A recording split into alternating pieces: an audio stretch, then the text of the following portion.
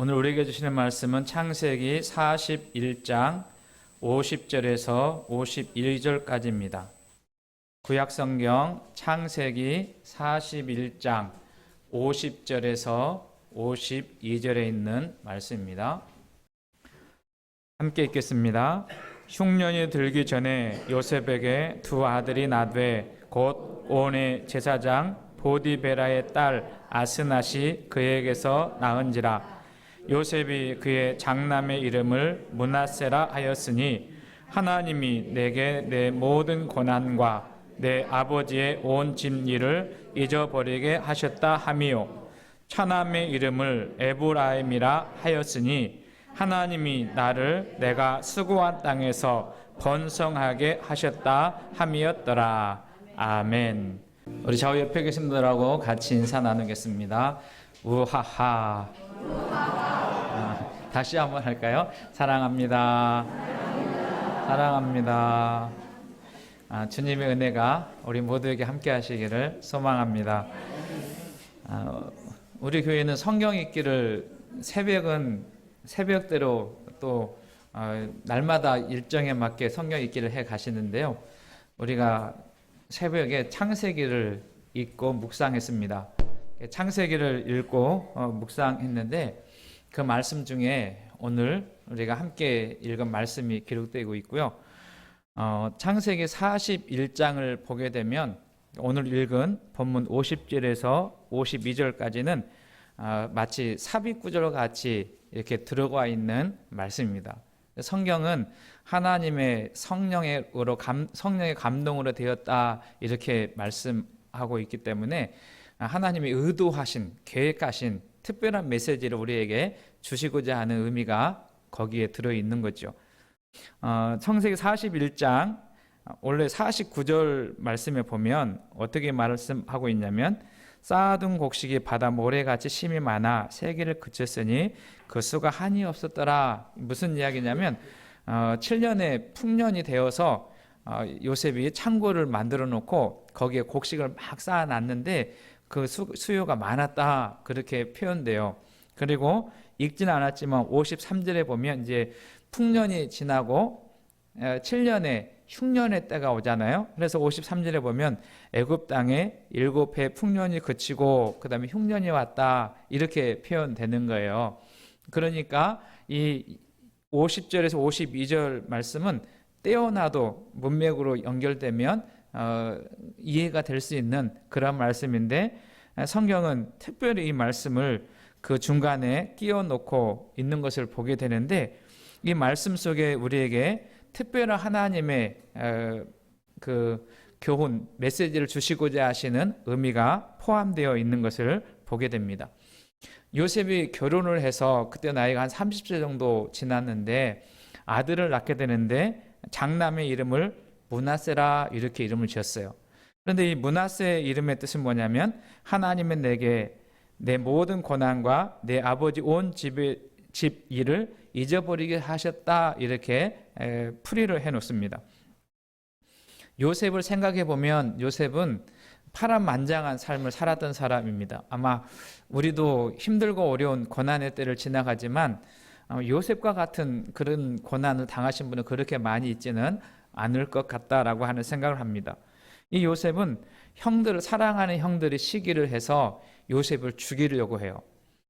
그리고 이 요셉을 죽이기 위해서 그 웅덩이에다가 던져 놓기도 하고 지나가는 사람들에게 요셉을 팔기도 합니다.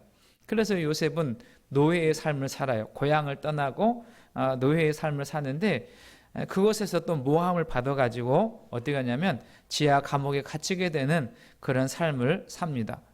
그런 생활을 이렇게 살펴보면 요셉은 참 힘들고 어려운 쓸쓸하고 외롭고 서글픈 그런 고난의 때를 지나가는 것을 보게 됩니다. 그런데 오늘 성경 말씀을 읽어보면 하나님께서 그 요셉에게 그 모든 고난과 아버지 집에서 있었던 일을 잊어버리게 하셨다 이렇게 말씀합니다. 그래서 그 말씀을 오늘 우리가 생각해 볼 텐데요. 여러분 좋지 않은 과거, 슬픈 과거, 또 눈물 난 과거 고난의 과거를 마음속에 이렇게 쌓아놓고 살면 우울하고 괴롭고 힘들지요. 그래서 요셉에게 있어서는 가장 큰 복이 뭐냐면 첫 번째는 므낫세의 복인데 그러한 슬픈 고통의 때를 하나님이 잊어버리게 하셨다라고 성경은 기록하고 있습니다. 여러분, 이 과거에 매여 살면, 고통스러운 과거에 매여 살면 우리 삶이 행복하지 않아요. 그리고 마음에 우울증이 생기고 신경쇠약이 생기고 정신질환 같은 질병이 찾아오기도 합니다. 우리나라 사람들은 마음에 병이 있다고 그래요. 무슨 병일까요? 잘 아시네요. 혹시 화병 있는 분 계세요? 이거 마음에 쌓아놓으면 화병이 생기니까 이것들을 다 어떻게 하냐면 흘려보내야 되는 거예요. 여러분, 마음속에 자리 잡지 않도록 흘려보냈으면 좋겠습니다. 그러니까 상처받은 과거, 슬픈 삶, 고통스러운 과거를 흘려보내는, 다른 말로 하면 청산하지 않으면 행복한 삶을 살 수가 없다는 거예요. 그런데 문제는 우리가 아무리 이것을 흘려보내려고 해도 흘려보낸 것 같지만 어느 순간 그것이 이렇게 생각나게 되고 나를 힘들게 하고 고통스럽게 합니다. 그래서 이러한 문제가 해결되지 않으면 나도 모르게 분노가 일어나고 화가 일어나고 또 실수를 하게 되는 그런 일들이 있게 되는 것이죠. 근데 오늘 본문에는 이 일을 가능케 하신 분이 누구시냐면 하나님이셨다. 그러니까 나로는 안 되지만, 나로는 이 문제를 해결하기가 어려운데 하나님의 은혜가 임하게 되면 이 슬픈 과거를, 지난날의 고통을 잊어버리게 된다라고 성경은 말씀합니다. 저는 우리 성도님들에게도 이런 므낫세의 은혜가 있기를 주의 이름을 축원합니다.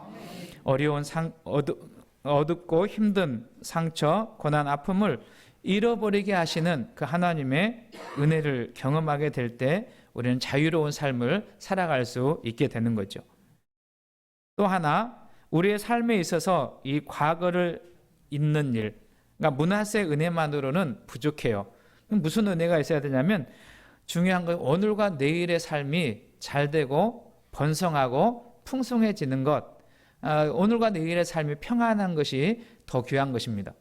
여러분 한번 생각해 보세요. 과거의 좋은 추억이 좋을까요? 미래에 더 발전적이고 평안한 삶이 좋을까요? 그러죠. 저는 오늘 예배드리는 우리 성도님들, 또 영상으로 예배하시는 교우들이 과거보다는 오늘이, 그리고 내일이 더 평안하고 행복한 삶을 살 수 있기를 주의 이름으로 축원합니다. 52절은 이렇게 이야기합니다. 차남의 이름은 에브라임이라 하였으니 하나님이 나를 내가 수고한 땅에서 번성하게 하였다 함이었더라, 이렇게 말이요. 그러니까 큰 아들 장남의 이름은 므낫세인데 그건 슬픈 과거, 고통스러운 날들을 잊어버리게 하셨다라고 하는 말씀이고, 또 에브라임이라고 하는 말은 뭐냐면 내가 수고한데 그 땅에서 번성하게 하셨다라고 하는 거예요. 그러니까 므낫세의 이름 안에는 과거의 의미가 있다면 이 에브라임의 이름의 의미는 내일에 대한, 미래의 희망에 대한 말씀을 의미할 수 있다라는 것을 생각해 볼 수 있는 것입니다. 창세기를 읽어보신 분은 기억하셨겠지만 요셉은 비록 노예의 삶을 살고 감옥에 갇힌 삶을 살았지만 이 사람은 참 성실한 사람이었던 것 같습니다. 왜 그것을 우리가 알 수 있냐면 보디발, 그 주인이던 보디발이 요셉을 그 가정의 모든 사물을 맡겨줄 수 있는 그러한 자리까지 그를 인정해 주기 때문에 그렇습니다. 그러니까 그는 그가 만나는 그 상황 속에서 낙심만 하고 있는 사람이 아니라 어떤 삶을 살았냐면 최선을 다하고 성실한 그런 삶을 살았기에 사람들이 볼 때 인정받는 삶이 되었던 거죠. 여러분, 사람들에게 인정받는 일은 참 귀하고 복된 일입니다. 우리 교회 속해 있는 성도님들이 하나님께도 인정받지만 사람들에게도 인정받는 삶을 살아갈 수 있기를 소망합니다. 그런데요, 잘 읽어보면, 성경을 잘 읽어보면 보디발이나 그리고 감옥의 간수장이나 애굽의 바로왕이 무엇을 하게 되냐면 이 요셉의 삶을 가만히 보니까 요셉은 하나님께 함께한 사람이고 하나님의 복을 받는 사람이다라는 것을 알게 되었던 거예요. 이럼 얼마나 귀합니까? 그러니까 요셉 자신이 고백하는 것이 아니라 주변의 그를 본 사람들이 요셉은 하나님이 돌보시고 하나님이 함께 하시고 하나님이 형통케 하시는 자의 삶을 살았다라고 하는 것을 드러내 보이는 거죠. 여러분, 이것이 얼마나 귀한 복입니까? 그래서 오늘 성경 말씀에는 뭐라고 말씀하시냐면 하나님이 나를 내가 쓰고 온 땅에서 번성하게 하셨다, 이렇게 말씀하세요. 그래서 이 요셉에게는 두 가지 하나님의 은혜, 오늘 제가 설교 제목을 그렇게 잡았어요. 잊어버리게 하시는 하나님, 그리고 번성하게 하시는 하나님. 저는 이 하나님의 은혜가 오늘 예배드리는 우리 모두에게 있기를 소망합니다. 오늘 예배드리는 우리 성도님들에게도 므낫세의 은혜와 에브라임의 은혜가 있어서 주 안에서 평탄하고 형통하고 그리고 기쁨이 있고 감사가 있는 삶을 살아갈 수 있기를 소망합니다.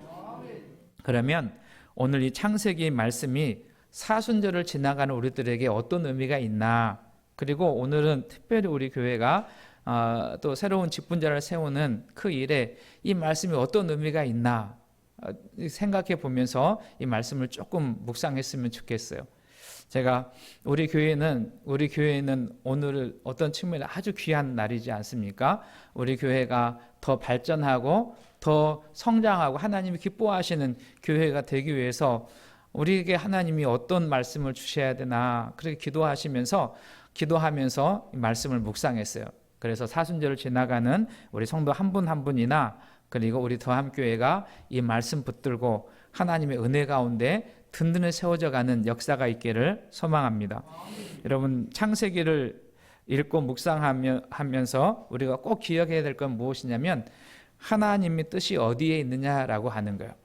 우리는 창세기를 읽으면서 창세기 아브라함도 알고 이삭도 알고 야곱도 알고 요셉도 알아요.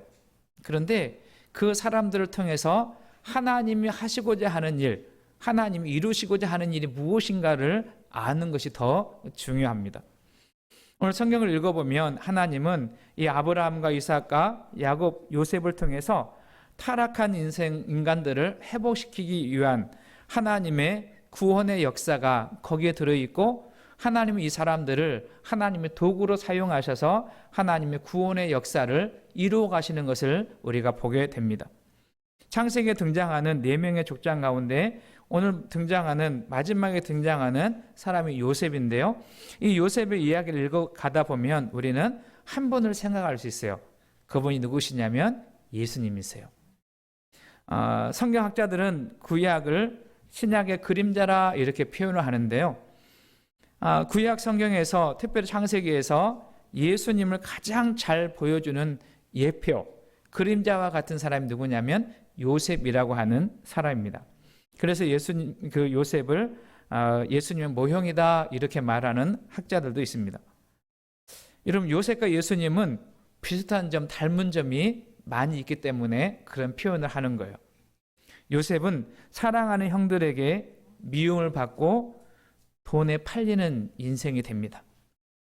그리고 사람들의 모함을 받아서 고난을 당하고 죽음의 위협을 당하기도 해요. 그는 30세에 애굽의 총리가 되어서 탁월한 지혜와 지도력으로 7년 풍년의 시기에 창고를 만들어서 곡식을 저장했다가 흉년이 찾아올 때 창고를 열어서 많은 사람들을 먹여 살리는 축복의 통로가 되었습니다. 여러분, 우리 예수님은 어떨까요? 예수님을 생각해 보면 예수님은 사랑하는 제자에게 돈에 팔리게 되는 거예요. 그리고 사람들로부터 모함을 받게 되고 멸시와 천대를 받아 고난을 겪으십니다. 그리고 십자가에서 인류의 죄를 대신해서 죽으시고 부활하셔서 인류에게 새 생명을 주고 많은 사람을 구원하는 구원자가 되셨어요. 그러니까 요셉의 이야기, 요셉의 삶과 예수님의 사역을 이렇게 비추어 보면 비슷한 점이 있죠. 그러나 더 중요한 공통점은 뭐냐면 요셉도 이 일은 하나님의 뜻입니다라고 고백하고, 예수님은 이렇게 된 것은 우리 주님 아버지께 뜻이라고 고백하면서 다 이루었다라고 하는 표현을 합니다. 여러분 한번 보실까요? 창세기 50장 19절에서 20절 말씀 우리 함께 읽겠습니다. 시작. 요셉이 그들에게 이르되 두려워하지 마소서, 내가 하나님을 대신하리이까. 당신들은 나를 해하려 하였으나 하나님은 그것을 선으로 바꾸사 오늘과 같이 많은 백성의 생명을 구원하게 하시려 하셨나니. 그러니까 요셉은 뭘 아는 거예요? 지금 이 일은 하나님의 계획이었고 하나님의 뜻이었다라고 하는 것을 그는 고백하고 그 하나님의 뜻에 순종하는 것을 보게 됩니다. 그런 측면에서 요셉은 참 성숙한 멋진 그리스도인의 모델이 되는 거예요. 그는 하나님의 마음을 헤아릴 줄 아는 사람, 하나님의 뜻과 계획을 알고 순종하는 자의 삶을 살았다라는 것입니다. 여러분, 최근에 제가 그 국민일보 신문을 보는데 김기성 목사님이라고 하는 감리교 목사님이신데요. 이분이 이런 글을 써놨어요. 코로나 이후 그리스도인의 삶이 어떠해야 하는가에 대한 그러한 글을 쓰면서 코로나로 인해 힘들고 어려운 시대를 살아가는 우리 그리스도인들은 철든 그리스도인이 되어야 된다. 같이 한번 할까요? 철든. 우리 이름에 철자가 들어있다 그런 말 아니에요. 무슨 말이냐면 철든 그리스도, 다시 제가 표현해 보자면 성숙한 그리스도인 되기를 원하신다, 그런 표현입니다. 여러분, 철이 안 들면 어떻게 돼요? 애기가 되잖아요. 그러니까 어려운 환경과 고난과 힘든 일이 있게 되면 아이들은 견디지 못하고 포기하고 좌절하고 낙심해요.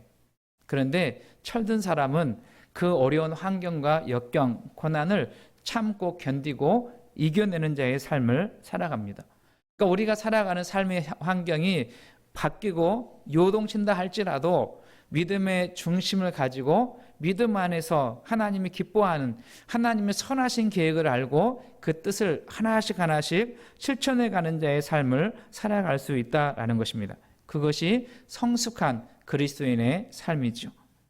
요셉은 그런 측면에서 하나님의 뜻을 이해할 수 있었고 그 하나님의 계획에 자기가 쓰임받고 있다는 것을 고백하는 것을 우리가 봅니다.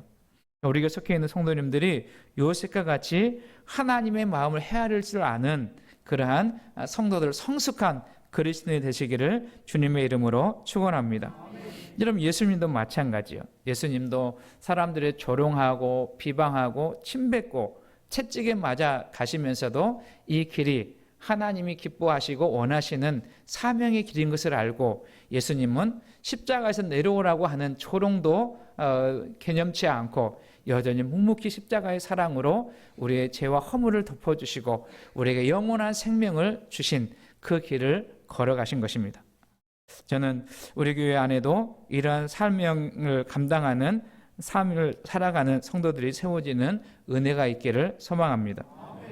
사랑하는 성도 여러분, 슬픈 과거, 고통스러운 과거, 죄의 무거운 짐을 다 십자가 앞에 내려놓고 주님의 십자가의 은총, 십자가의 사랑 속에 다 흘려 떠내버리는 그러한 은혜가 있기를 소망합니다.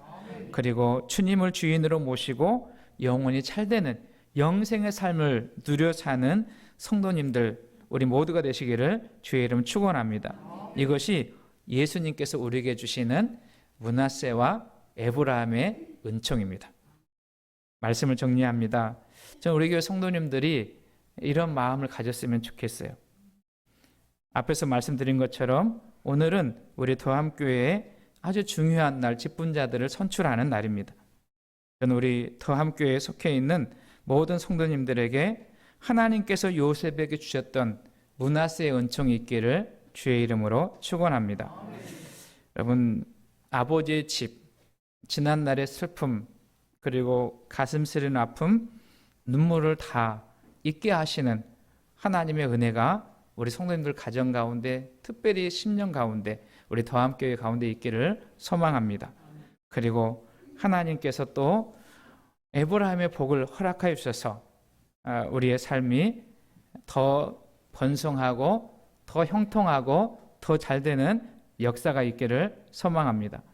우리 지난날의 괴롭고 슬픈 가슴 아픈 일들을 마음에 쌓아두지 말고 잊게 하시는 하나님의 은혜 안에 흘려보내고 하나님의 도우심으로 새롭게 되어 우리 모두 새롭게 선출된 성도들과 손에 손을 잡고 연합하고 수고하여 헌신함으로 주님의 영광스러운 교회, 주님이 기뻐하시는 교회를 세워나감으로 하나님의 축복을 세상 가운데 흘려보내는, 그리고 세상의 희망이 되는 더함교회 세워서 주께 영광 올려드리는 우리 모두가 되시기를 주의 이름으로 축원합니다. 우리 더함교회의 므낫세와 에브라임의 은혜가 오늘 하나님께서 잊어버리게 하신 은혜와 번성케 하시는 은혜로 말미암아 우리 교회가 이 땅 가운데 모델과 같은 교회, 그리고 주님의 영광을 위해 쓰임받는 거룩한 교회 되는 그 일에 우리 모두가 쓰임받기 원하고, 또 오늘 선출되는 우리 직분자들이 쓰임받게 되어서 우리 주님 앞에 참 잘했다 칭찬받는 축복의 통로가 되시기를 주의 이름으로 축원합니다. 주께서 도와주실 거예요. 주님께서 함께해 주실 줄로 믿습니다.